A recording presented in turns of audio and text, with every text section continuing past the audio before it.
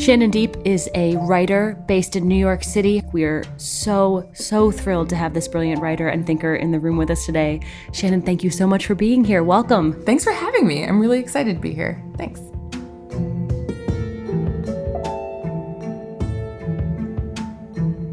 And Shannon Deep, who are you? Yeah, who are you? This is like such a huge question. Yeah, I know. I mean, on both a metaphysical and a literal, like, who are you on a day-to-day basis? Yeah, on a day-to-day basis, I'm a strategic writer and communication strategist at a brand consulting firm. But that's not what my educational background is. I'm a theater artist and a writer. So I majored in creative writing, in drama with a concentration in directing, and then my master's in arts management. And then I decided that I wanted health insurance and the 401k. I know. So I was like, well, what else can I do? Just wrap yourself in your art. Yeah. You don't need doctors. Yeah. I was like, well, I'm a writer and I know, and like, that's what I know. And I know how to tell stories because as a dramaturg. So how else is this applicable to the world where someone might pay me a living wage to do it? And I found branding and brand consulting. I do a podcast that I do with my writing partner, who is a composer. So every week we take a random Wikipedia article and a random music genre, and then we write a short song about the topic of the Wikipedia article in that style of music. And it's usually completely ridiculous and hilarious. And Ned has been a guest. I have. On Song On Salad. Song Salad. Has the writing always been a part of the plan and the work that you're doing? Was that part of the goal when you were at school, and when you moved here, was you were going to be working on your own material? Kind of. I think I've always been a writer in spite of myself. Like, I've always loved writing, and I've always felt that it came naturally to me. But maybe because of that, I didn't think of myself as, oh, this is what I should do with my life, because it just seemed like such a natural part of my life. I don't know if that really makes sense. No, absolutely. But I didn't think of it as like a professional goal, really. And when I got involved in theater in high school and then in college, I was much more on the directorial, behind the scenes kind of production side of things rather than writing. And I think now it is definitely a goal of mine to get my writing out there, because I have some things that I've just written and then done nothing with. If Found, Please Call being one of them. Well, now you've done something with it. Yes, now you guys have done something with it. Nailed it. So thanks for making that dream come true. Yeah, that's not like a great answer to your question. It absolutely is. But, it absolutely is. So I'm gonna ask everyone to put a moratorium on the judgment right now, because that was a fantastic answer. I guess my question is how that's been shaped by, you have I'm assuming this branding job, is that a 9 to 5? Yes. Okay. So that fascinates me as a 9 to 5s fascinate me. What a jerk I am. I'm so fascinated by your. But I think that your normal life. But this is something that we discuss a lot about, how structure imposed in a life, whether for work purposes or other purposes, informs the writing that you do or the work that you do. Has that shifted at all since you've worked there? Definitely. Okay. So really, I feel freed in a certain way to work on my own projects, because my art is not, I'm not depending on my art to generate income. Sure. So because of that, I can go to work every day, know that I'm going to get a paycheck at the end of the week, and then come home and work on whatever I want to work on, or record my podcast, or write a song, and not have to put the pressure of financial stability on the play that I'm writing or the musical that I'm exploring. So, yeah. So where did If Found, Please Call come? When did it come about? How did it come about? Yeah, this is actually sort of an older play. I think it's from 2012 is when I first started writing it. So long ago. It was so long ago. It's so old. It was very old. Thanks, Obama. But thank you. This play, I really started writing it because of it's what Helena says in the play, which is, do you ever look at those posters of pets and think, did anybody ever find them? And I'm a big animal lover. I have 3 cats. They are all rescued from an alley behind my college apartment, and they're, little addled feral cats who are still really socially dysfunctional. And they're just little special snowflakes. But you've met them. They're idiots. Not the brightest bulb. No, they aren't. Their developmental months were like licking like Hot Pocket wrappers and eating Q-tips like in a dumpster. So like their brains didn't grow the way they were supposed to grow. When I moved to Harlem about 4 years ago, there was just a proliferation of these lost pet posters. And I was just struck walking by them months later, and they're all wrinkled and rain worn, and like the pictures have all run, so they look like little horror movie pictures of like pets. And I was like, did anybody find that dog? Or, did the cat ever come back? And it really like got to me. And not like I spent my whole life like, huddled in a dark corner, like rocking back and forth, wondering if the pets ever came home. But like it just planted the seed in my brain of, what if someone did get obsessed with this? And what kind of person would have that become a big part of their life, that it starts to sort of take over? And while the play didn't end up really becoming about that aspect of it, it just became a jumping off point. What happened with this play was I wrote not the first scene, but the second scene, where she returns the cat. And I was like, and then from there, the characters just sort of spiraled off in their own direction. So I didn't have the plot planned out beforehand or any conflicts necessarily planned out beforehand, but it really all sort of stemmed from that scene, I think.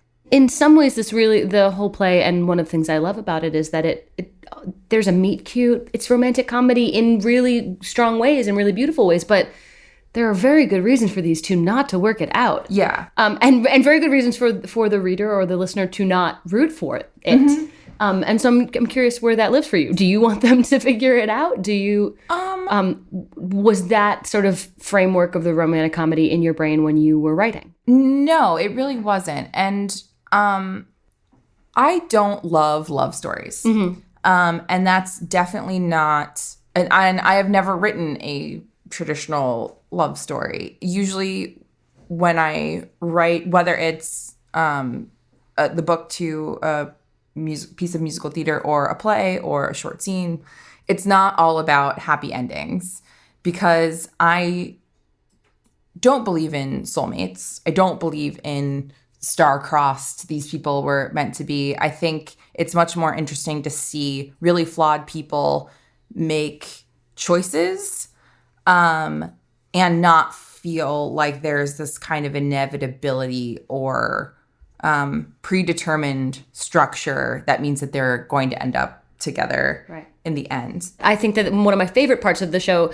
is that that's very true to life, right? You meet somebody and this central thing is happening in your life, but it doesn't stop the difficulty of your relationship with your aging neighbor or your grown adult relationships with your siblings, which is always a little stressful no matter how close you are with your siblings, or the other things happening in your life, or your addiction problem, or, and I think that that's really fascinating and keeps it out of this sense of, if this were a movie, we would only get the two of them, right? We would only get the two of them and their arc. And that's one of my favorite. The complications are what I find so fascinating about this. Well, cool. The first thing I noticed about the play was that it put two relationships in a dichotomy, and one of them is on paper very normal, and one of them on paper is not. And the one that is not is the one that feels the most honest to me, and the other one's just like a big old freaking lie. Mm-hmm. And that struck me in the first read of the play immediately. Addiction and mental health are, first of all, completely intertwined. And second of all, it's really, really hard, whether you suffer from mental health issues or from issues of addiction, to break yourself out of the really unhealthy cycles that surround that. And it becomes a question of, okay, in some instances, how do you live with these things in a way that is as healthy as possible for you to live with them, rather than, oh, poof, you're fixed or you're cured or you're recovered and you're never going to relapse. And so that kind of compromise is really interesting to me. So how can they compromise both personally with themselves and with the imperfections of other people to live the fullest life possible, I think. So you talked about after this process you may revisit the play. Where are you in the process as a creative person besides this play, or what are the next steps for this play beyond kind of like a rewrite process? Yeah, I don't have any definite next steps for this play. Obviously, if someone hears it and is interested in the play or is interested in the potential of the play, hit me up. Yeah, I'm interested in taking another look at this play. And, you know, if there is a collaborator out there, that would be awesome if people are interested in this. I also have another finished play that actually takes place in Maine. Hey-o! Yeah. No, you guys, all about the Maine connection. Charging moose. Yeah. And it's a whole family of moose. And really? No. Damn it! You just broke his heart. Yeah, your eyes lit up. No, it is not about. It's a big. I would have submitted that play since it's more recent, but it's huge. It's a big family drama centered around Thanksgiving, so like kind of good for this time of the year and the holidays. I have that play that's finished that I think I'll be submitting to festivals, contests, like that kind of stuff. I have another play that I've started working on. And I also have a musical with my writing partner, Scott Wasserman. And it was based on a real thing that happened in Nebraska, which was in 2008, Nebraska decriminalized child abandonment in response to a rise in infant murders in the state. So unwanted babies were being born and then killed. And so they thought if we decriminalize child abandonment and make hospitals and fire stations and police stations designated drop-off points, then rather than people murdering their children, they'll give them up to foster care. And what ended up happening was I think about 36 kids were legally abandoned and none of them were infants because they forgot to put an age cap on the law. Ugh. So really, people were driving from California to legally abandon their children. One father abandoned all 9 of his children at the same time. And most of these kids were between the ages of like 12 and 16. And we read about that and we were like, wow, that is fucked up. Yes. Also fascinating to imagine, as this musical does, what happens when one of those kids who doesn't know how he ended up in foster care grows up and then is contacted by his birth mother. I'm curious, especially with your dramaturgical background and your new play development, all of that fascination. Can you tell us your thoughts on kind of the state of theater when it comes to jumping in with new work? Because I think one thing a lot of us are familiar with is if your work doesn't fit neatly into a specific box, it can be really hard to find the correct flow chart for development. Yes. And is that something you've run into with your own work or something you just feel strongly about for work more generally? Yeah, no, I mean, you hit the nail on the head. Like if you're not in a box, it's really hard for people to kind of rally behind the work because they don't know how to talk about it. So I think it's really hard because really, I mean, money is the whole linchpin in this situation. And if you want to develop new work, you do need at least some money. And it's very hard to get people to give you money if you can't give them an elevator pitch of your show and list, like 3 other things that it's like. That's like the classic movie writing advice. It's like blank, but with blank. So, if your movie is like Die Hard, but with elves or something, then people are like, oh, okay, yeah, sure. We're gonna run out of the room and write that right now. Absolutely. I would watch that movie so hard. Ned will be watching that Christmas movie Die in Hard. his head for the rest of this interview. Yeah, no, I'm checked out, guys. I'm gonna write that film. What for you is kind of the most inspiring or exciting thing you've been following as a trend in theater? Like, what is it that you are looking forward to as we enter the next, decade of theater or whatever it is that like really excites you based on times in the past? So I have two answers to that. So the first is, perhaps unsurprisingly, new musicals that bend genres. I get super excited anytime I see something new, different, immersive, that breaks out of a category. Things that like are trying to tell non-traditional stories also. So things that you don't think you could see, that you never really thought like, oh, that should be a play, or oh, that should be a musical. But then someone decides to bring it to the medium rather than exploring the same kinds of stories that the medium always seems to explore. So those things, I think that's really interesting to me. The other sort of maybe a little bit of a plug, but something that I'm really excited about is in grad school, my capstone project, I worked with the Southwestern Pennsylvania Center for Deliberative Democracy, which is a mouthful to say. I believe they have since changed their name to the Program for Deliberative Democracy, so that's a little bit easier to say. Still much of a mouthful, though. Yes. And through the Phi Beta Kappa Society, I did a lot of scholarship and work with this particular organization, which is based on a model of policy discussion where a representative group of constituents is brought into a space. They are furnished with really comprehensive and well-researched and fact-checked materials about whatever the policy that is in question is addressing. They are allowed to discuss in small groups with a trained moderator.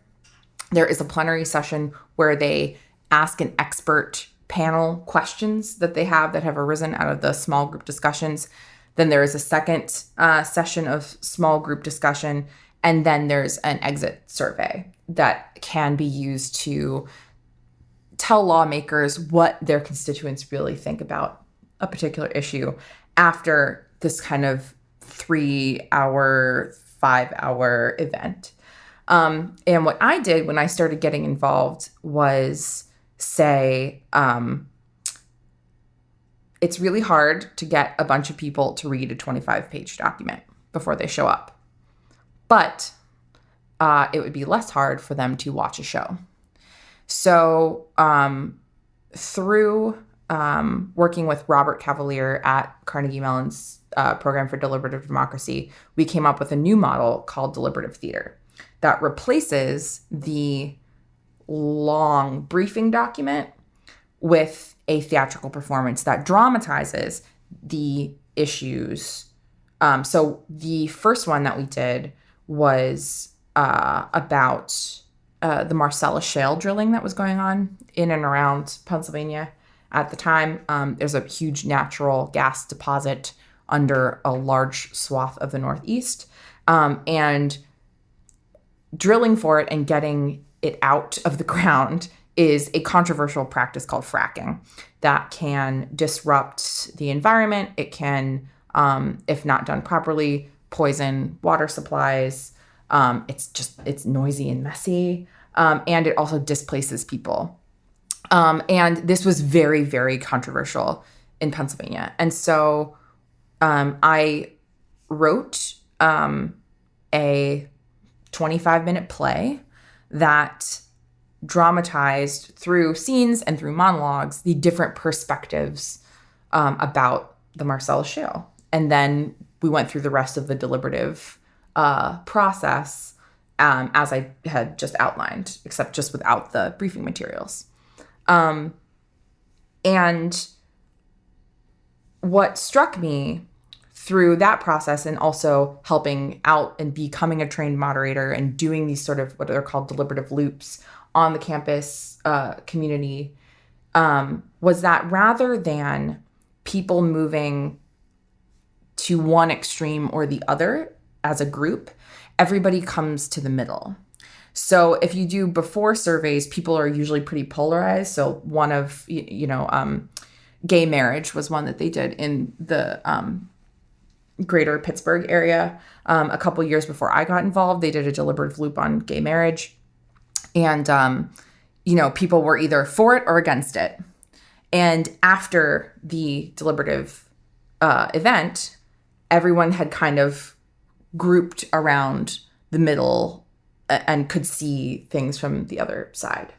So that's a very long lead up to, after the election, I emailed my former professor and I said, use me. I want to get re-involved in this.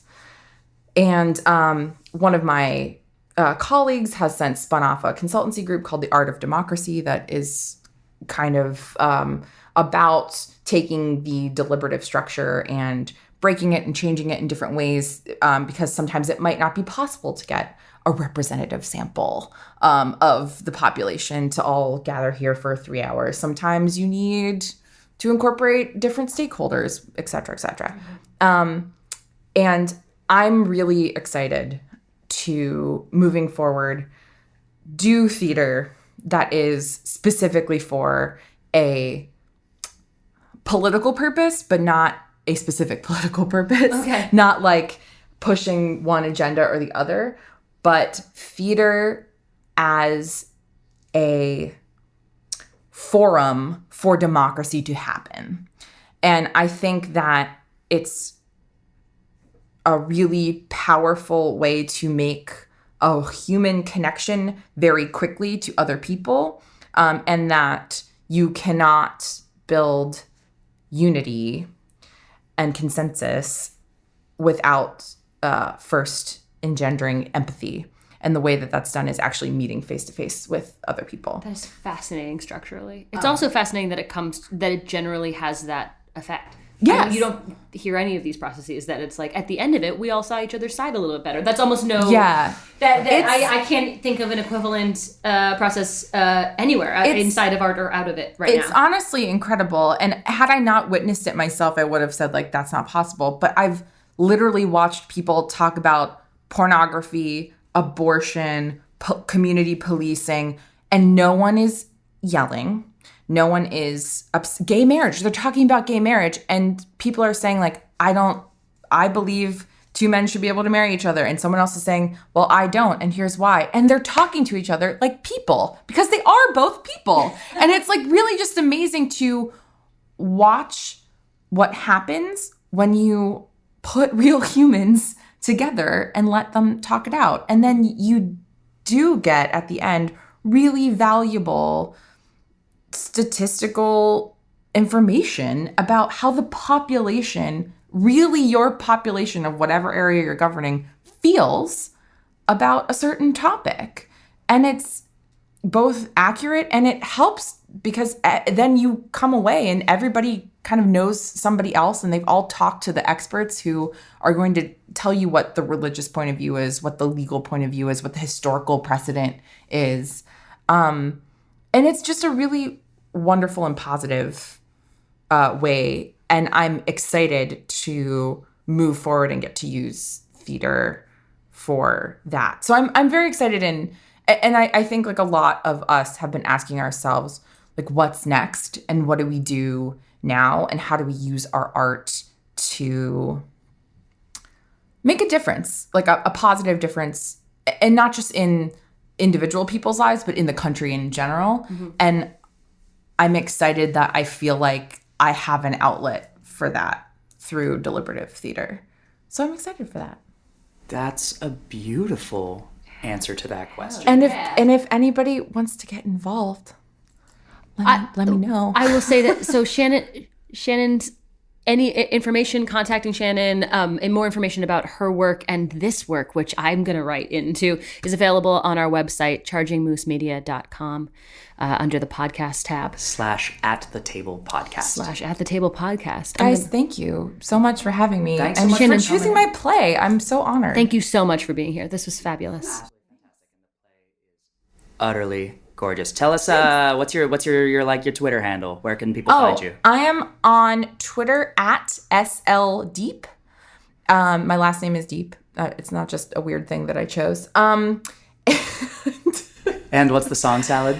@SongSaladCast. We're on iTunes. We're on SoundCloud. We're on Stitcher. We're on whatever million other podcasting. If you're listening to this podcast, it's probably on that forum.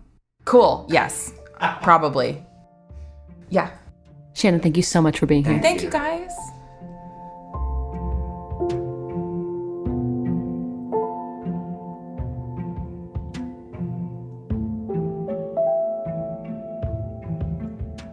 This episode of At the Table was sponsored by Haley Schibel, who designed our logo. It was mixed and edited by Marcus Thorne Bagala, music by Marcus as well, and as always, our hosts are Rachel Flynn and Ned Donovan. We'd like to take a minute to thank the cast and Shannon Deep for giving us her play to produce. At the Table is produced by Charging Moose Media, telling great stories through new media. And as always, please rate and subscribe. Every little bit helps towards helping us continue to produce new seasons of the show and develop new work. Hope you enjoyed this episode, and we'll catch you soon.